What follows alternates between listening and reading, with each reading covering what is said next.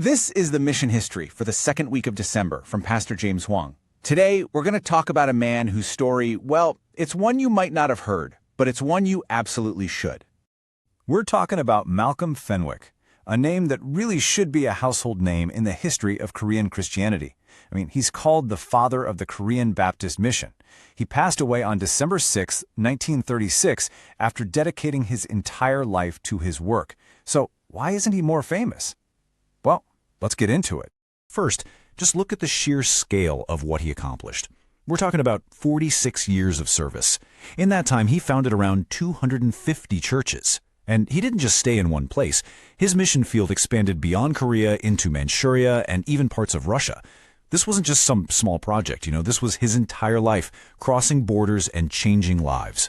Now here's something that's really touching, and it might explain a lot.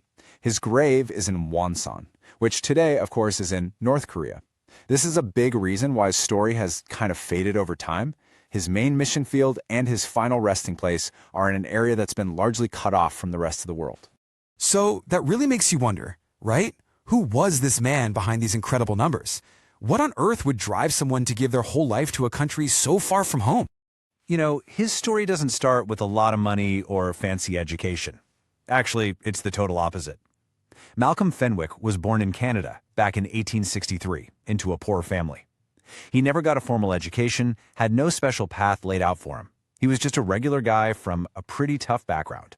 And then, this one moment changes everything. In 1883, he's at a missions conference and he hears a missionary to India say these words. This idea of a dented tin can, it just clicked for him. He saw himself in that image, imperfect, maybe a little banged up, but still totally useful in God's hands. That was it. That was the moment he knew he had to go to Korea. So with that fire lit inside him, he starts his journey. But it wasn't exactly a straight shot from Canada to Korea. A few really important things had to happen first, including one pretty incredible meeting.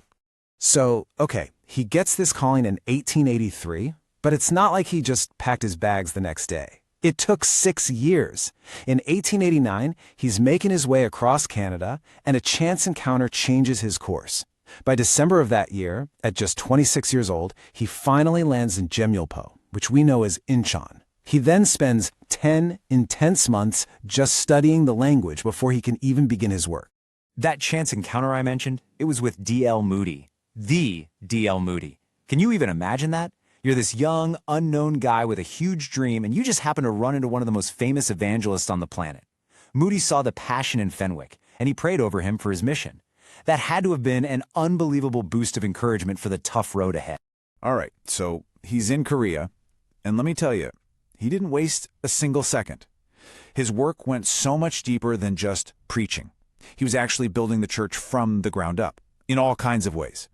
Look at what he did. He didn't just use the existing Bible, he undertook his own translation. He published hymnals so people could worship in their own language. He even acted like an amateur anthropologist, writing down detailed records of Korean customs. And he was always thinking about the future, setting up classes and ministries for young people. And here's something you might have even sung yourself without knowing it. That beautiful, beloved hymn, Jesus Loves Me. Yeah, he's the one who translated it into Korean. Think about that. That simple song is a living piece of his legacy. And he knew he needed more training, right? So he actually went back to the U.S. in 1893 to go to seminary and become an ordained pastor. Then, in 1900, he married another missionary, Miss Hines, and that partnership just brought a whole new level of energy to his work. But for all the amazing things he built, the churches, the books, his real legacy, the one that truly lasts, wasn't something you can touch. It was forged in the hearts of the people he raised up. This is where the story gets really incredible. This is what set him apart. He didn't just show up and preach from a distance. He moved in. He lived among the Korean people. He mastered their language, and he really truly dedicated himself to understanding the culture. His goal was to connect, to understand, and to raise people up one by one. And the perfect example of this, the real fruit of his work, is his relationship with a man named Shin Myung-gyun. Think about it. Fenwick is the mentor, the one with the vision who starts the First Baptist Seminary. And Shin? He's his protege, the very first graduate of that seminary. Fenwick planted the seeds, and Shin became his partner, and eventually, the first ever Korean Baptist pastor. So it really makes you think, doesn't it? What's a legacy really about? Is it measured by the number of buildings you put up, or is it measured by the leaders you raise up to build countless more long after you're gone? Fenwick's story makes a pretty strong case that it's all about empowering others to carry the torch. And this incredible story has been the mission history from Pastor James Huang. Pastor James Huang served as a missionary to China and now serves in Maryland, USA.